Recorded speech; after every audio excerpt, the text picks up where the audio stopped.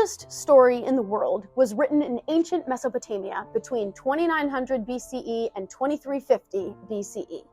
It is called the Epic of Gilgamesh. The tale itself discusses the role of women in civilizing men, especially the central figure Shamhat, a temple prostitute.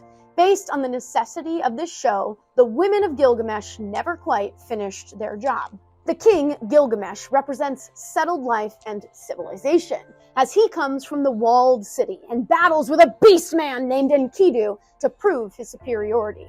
The beast man, who is hairy, unwashed, runs with the beasts of the wild, and has never had bread or beer, the symbols of civilization, comes to King Gilgamesh's city of Uruk.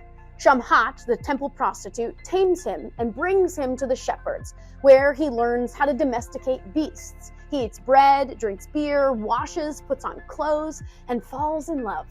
In other words, the foundation myth of the first civilization is a story of a woman taming a man.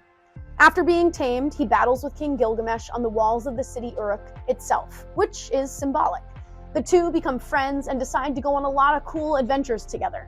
The Epic of Gilgamesh tells tales of their heroism and adventures, their battles and encounters with supernatural beings. The two heroes are often troubled by or assisted by jealous and helpful gods, including the goddess Ishtar. We discussed her in episode 2, Mother Earth and the Great Goddesses.